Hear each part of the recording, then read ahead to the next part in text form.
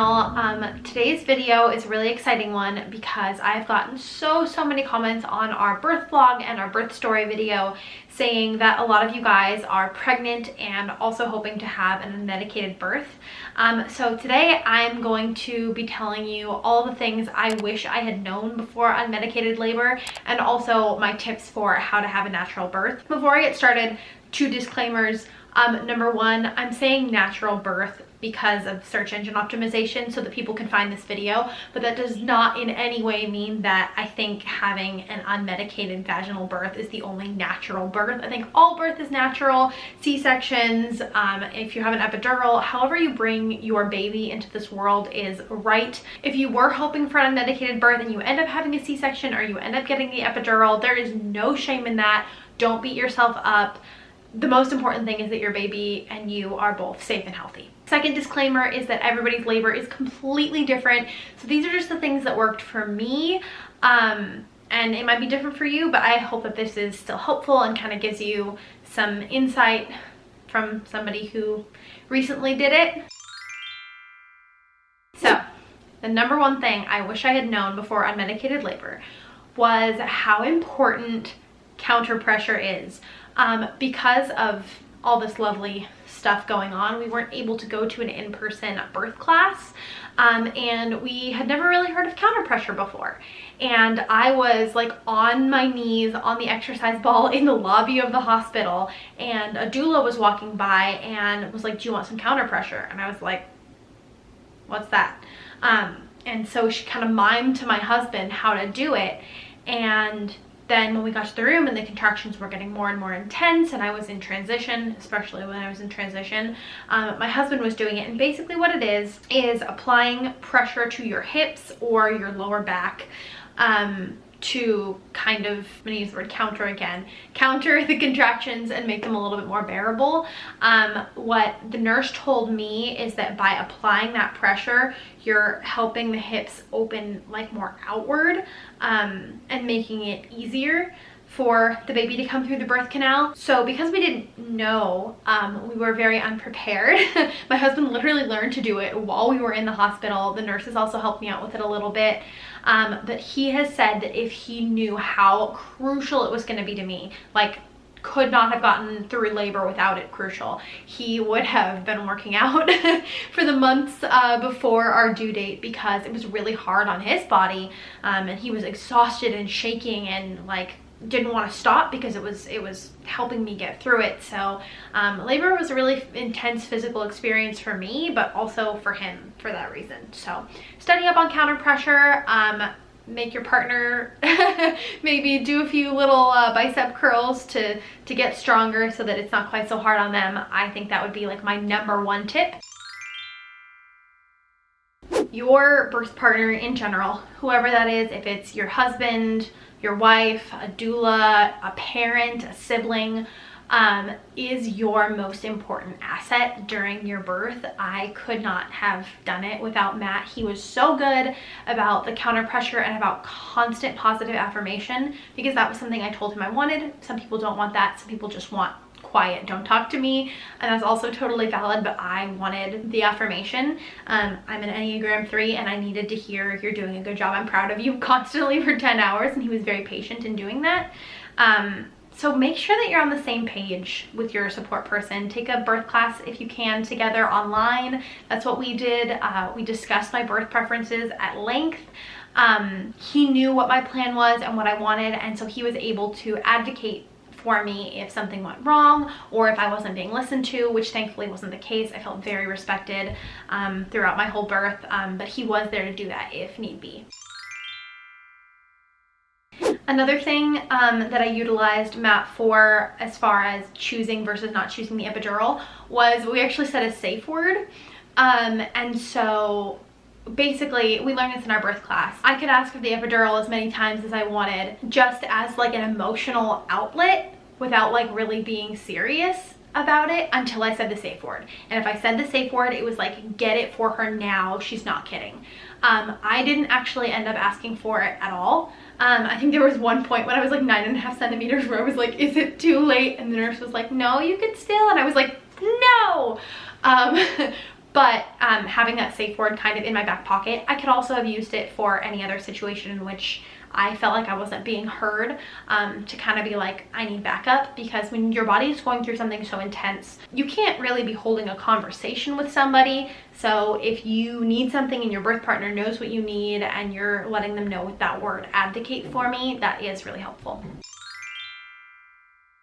My second tip slash thing that I wish that I had known was that the things that you think are going to work for you might not work for you. I in particular was really excited about the tub. I've heard that being in the water when you're in labor is kind of like the midwife's epidural is what they call it.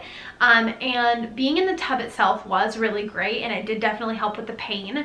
But for me, the most important thing that I could do for myself during labor to kind of mitigate the surges, as they call them, was to change positions very frequently. So I tried a variety of different positions. I was in the cub chair, on the bed, I was on the floor on the exercise ball, I was leaning over the counter. I did try the bathtub a little bit, but because I had to change positions so frequently, I'd say probably about every 2 to 3 contractions, changing position would help for about 2 contractions, and then I'd have to change again to get that relief. The tub wasn't really like a viable option for me because I didn't want to keep getting in and out and in and out, and changing in and out of my swimsuit. It just was way too intense for me to be thinking about and physically doing all of that. So what you think will work for you might not, and that's okay. And you have to be able to kind of pivot your birth plan and listen to what your body needs, particularly if you're a first-time mom like I was. I had never been through it before, so I wasn't quite sure what to expect, and I just had to listen to what my body needed. Another time that my body wanted something different than was in my birth plan was actually when it came to pushing. I know that pushing, like laying down on your back with your feet in the stirrups, is supposed to not be very good because the baby kind of has to go uphill a little bit.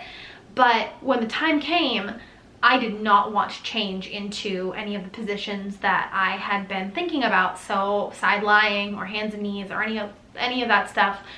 My body just wanted me to be in that bed with my feet in the stirrups. Don't know why, but that's what worked for me, and it obviously worked, you know, well enough because I only pushed for like 20 minutes, so got him out pretty quick. But that was something that definitely surprised me, and somewhere where I had to kind of change the plan a little bit and be flexible. Something else that I wish I had known was how intense the temperature changes get. I did not expect to be hot and cold and hot and cold and hot and cold as much as I was. I would be freezing cold and shaking and be asking for a blanket, and then a contraction would start and I would be so hot and sweating, and then the contraction would end and I would be freezing cold again. And that pretty much continued through most of my labor. It's my poor husband, I kept just saying blanket off, blanket off. Depending on what was happening. I think having clothing that you can take off easily, put on easily, or just, you know, be in your bra and a hospital gown and like have a blanket is a really good way to kind of mitigate and cope with that, because it was not the most fun. Something else that I didn't really foresee was the kind of waves of contractions. I always thought that you had a contraction and then it ended and then you had a break and there was just kind of nothing. And then you had another contraction and a break. And maybe it is like that for some people, but for me, I kind of felt like it was like this. Like I would have a contraction and it would come down a little bit. Here's like baseline, and then it would go up again. And some of them were like contraction, barely down at all, still kind of at that peak of that contraction for like another minute or two, and then up again, and then all the way down. So I didn't really get as much of a break as I wanted to. I think my labor was pretty intense. The whole thing for a first-time mom was pretty short. It was like 10.5 hours. And I do think that is because I took castor oil to induce labor, and I don't recommend that. I don't not recommend it. My doctor did clear it for me, and for me it worked. I was overdue. We had scheduled an induction and I didn't want to get induced because I was a little bit scared of Pitocin.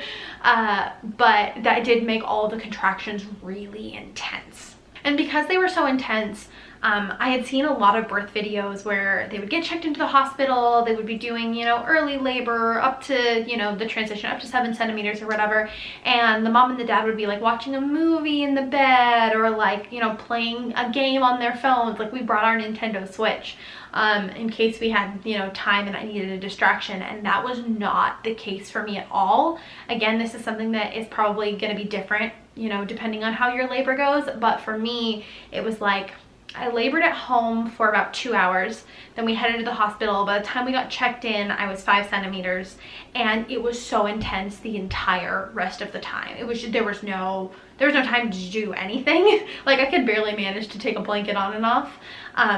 But it was not as leisurely as I wanted it to be, and I think maybe that's, you know, just part of not having an epidural. But I've seen even natural births that are more like that, but mine was very intense, and it ramped up very quickly and never really let up.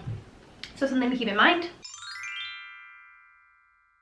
One of my best tips to get through unmedicated labor is to really work on your mindset. So a few things that I did beforehand, like the month before my due date, were I researched and wrote down a bunch of positive birth affirmations.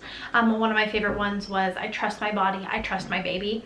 And I would repeat those to myself in my head during labor. So that was really good and important. Something that I heard was that your mind will give up 100 times before your body ever will. Your body is made to birth as a woman, and obviously there are some cases where an emergency C-section is needed, something's, you know, not right. In that case, obviously you need to do whatever's best for your baby. But in a complication-free birth, I'll say, your body can get the baby out. It's this that's the challenge, because it is so intense and so, I mean, I don't want to scare anybody, but it was the most painful thing I can ever imagine going through without like dying. But at the same time, it was so empowering, and it was such a cool experience, and I look back on my birth so fondly. I did not like being pregnant, but I loved giving birth. Even though it was so painful, I just felt powerful and in charge and in control and calm, and I think that mindset was how I got through it. One thing I told myself was that I wouldn't let myself choose an epidural during a contraction. Between contractions, even though they didn't, you know, fully go down, between contractions, if I felt like, okay, I need the epidural, I was gonna get the epidural. I went into the hospital very open-minded. I kind of wanted to do a natural birth, but I was also very open to doing the epidural if I felt like I needed it. But I decided that I had to choose the epidural in between contractions. And so during a contraction, I would breathe and I would count my breaths. And when I was 6 to 7 centimeters, I got like 8 full deep breaths in, and that was the length of a contraction. And by the time I was in transition and almost ready to push, that had lengthened to like 16 breaths. But breathing, you know, slow and long and counting them like that helped me you know how much longer I had left. So I could say, okay, well, they've been taking 12 breaths recently and I'm at number 7, so I'm over halfway through. I can do this, I can, you know, finish this out. And by the time the contraction was over, I, you know, had a little break, I had a second, and I didn't want the epidural. I wanted to see if I could do it, and I could. So I think that's a really good tip. Don't be ashamed if you do need the epidural, but if you are gunning for a medication-free birth, try not to choose it while you're in the peak of a contraction, because those things hurt. If you allow yourself to choose it while it hurts the most, like, of course you're going to. Like, nobody wants to be in pain. It's not fun. But in between, it's not quite as bad. Then the last thing I'll say about what I wish I had known before unmedicated labor is how empowering it is. It was the most incredible experience I've ever been through. It was very painful, but also weirdly beautiful, and just, I felt so strong, like I said, and in charge and in control and calm. I'm a very anxious person in general, but I've never felt so calm. And you are working together with your baby to bring life into the world, and there's nothing more incredible than that. However you decide to do that, whether it's, you know, an unmedicated or medicated or C-section, any way that you do that is incredible. But I personally found an unmedicated birth to be really, really empowering. It also helped because I had experienced some significant body dysmorphia during pregnancy, and I was very worried about postpartum. And for me, knowing that I had gone through that unmedicated labor and like done that, I was so much kinder to my body afterwards, and I was so proud of what she had done, that I wasn't hard on myself. I didn't care how fast I lost the weight, or, you know, really what my tummy looked like, or anything like I had during pregnancy when I was so anxious about it and so worried. I was able to just live in that, I don't know, pride and satisfaction in what I had done. So that's it. Those are all of my tips on how to have a natural birth, how to have an unmedicated labor. I hope that you found this video helpful. If you have questions, please, I'm so happy to share my experience. I know it is definitely not the end all be all, and everybody's different, but if you need to talk about something or you have a question, hit me up on Instagram. Here's my little handle right here, or leave a comment down below.